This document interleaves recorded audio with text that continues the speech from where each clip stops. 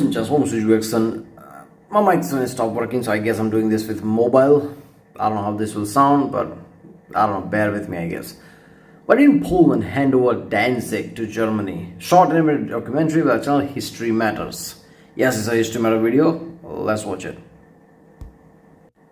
Buried. Germany was quickly able to regain the Saarland, annex the entirety of Austria, take the Sudetenland before occupying and dividing up Czechoslovakia, as well as bullying Lithuania into handing over Memel. And the Western Allies did absolutely nothing to stop this. But when the time came for Germany to demand Danzig and the lands around it, the Polish said no. So why? Why was Poland the first to say no to Germany? Well, technically, Poland never actually said no. Or yes. In fact, the ultimatum was never actually delivered, and the German government simply reported that the Polish had rejected their demands, thus giving them an excuse to invade. However, we do know from Polish communications with Britain that they would have rejected all of the floated proposals anyway, and thus the question. I like how Germany has history of just denying shit.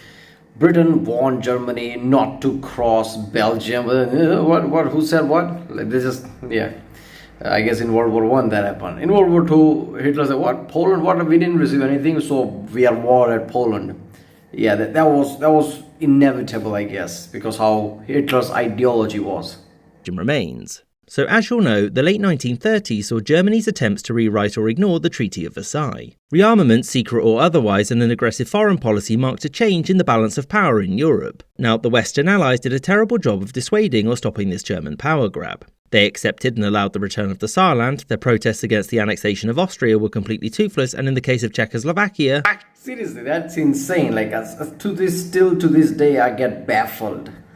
Like, after World War I, after how Germany was insanely aggressive, after Weimar Republic and all the things that West did, how did they not see Hitler's rise like that? And they did see it, but they just didn't do nothing about it. Like, I don't understand that. Right, the paranoia world that we live in, I guess paranoia happened after World War II. Nowadays that paranoid global landscape is just like present everywhere. Doesn't matter what it is, countries are paranoid. I guess that happened because of World War II. Before World War II, I guess that wasn't the case. People like, yeah, we'll see what happens type of way. We're not afraid, right? Nukes doesn't exist. Before World War II, like a lot of like equipment and things are not as intense as you would think. So I guess people are like, yeah, we'll see about it type of way. But still, you think like 20 years only, like 20 or so years after World War I, right? Like, you think people like after the Great War, they would be like more wary, like, holy shit, Germany is getting idea again. Especially after Weimar Republic and how Germany was punished severely, you would think that they would be actually scared. Like, what if somebody rises up and try to take revenge?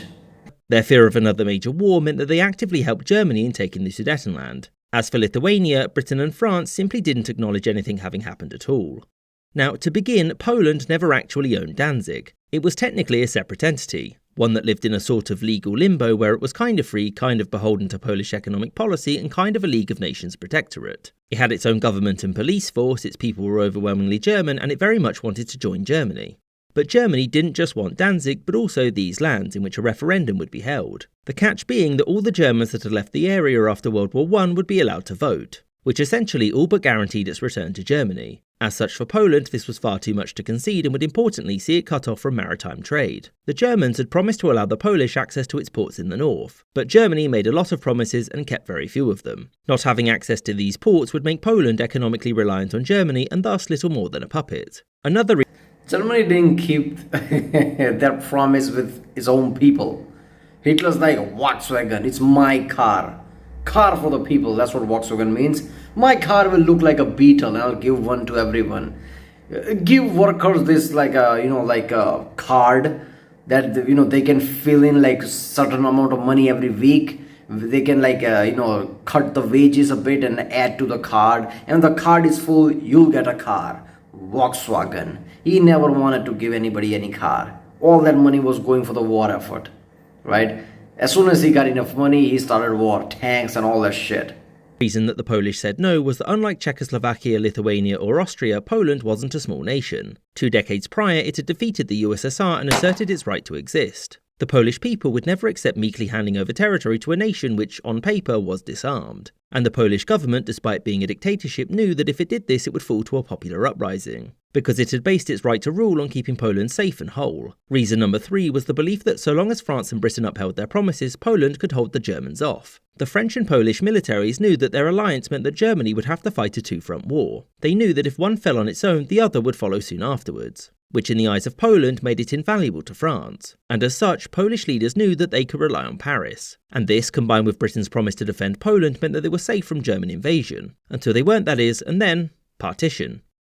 Thank you for watching, with a special thanks to my patrons: James Bizanet, Sky Chappelle, Kartoitska, Marcus Arsner, Yu Duan Wang, Anthony Beckett, Blue Cardinal, AF Firefly. Who is this James Bizanet? He's the most reliable supporter of this channel. People actually make comments about him. It's like, since the Patreon launch and since these creators started to put thanks out for the people, the biggest one is like James Bizanet, like biggest fame guy. Nobody in Patreon history ever donated became as famous as James Bizanet. Even I remember this now. Yeah, okay. So yeah, this has been interesting so far. Like, it's every single time I see like how landscape was, how Hitler was planning things, right? How Danzig and how all these things worked. It's like how much history there is, because there is not enough videos, right? Channels like History Matters will keep talking about events like this for years to come, because every small detail, every small thing here and there, like, it makes a picture, right? So it's really interesting to like analyze how Hitler worked, how he started doing all this shit, how he started to rise up like this, how people let go of shit.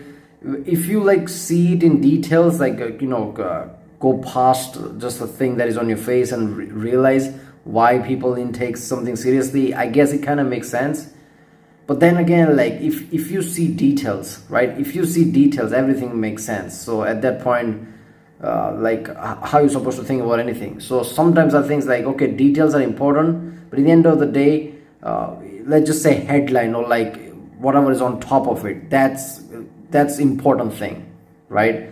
So in one sentence, if you can summarize something, it sounds wrong, then there is something wrong type of way. So Hitler rose up slowly and kind of like nobody didn't do like much of it, right?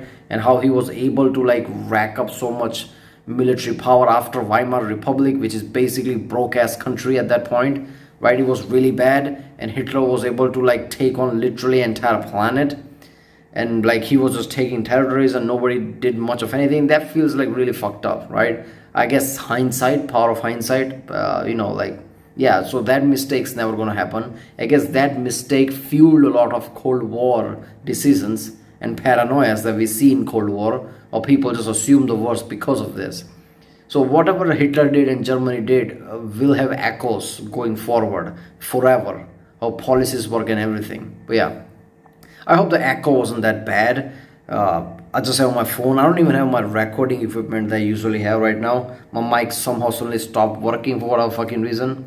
So there you go. I hope this phone can cancel out echo or something. I don't know. But then, why didn't Poland hand over Danzig to Germany? My channel History Matters. If you like what I do, subscribe, and I'll see you next time.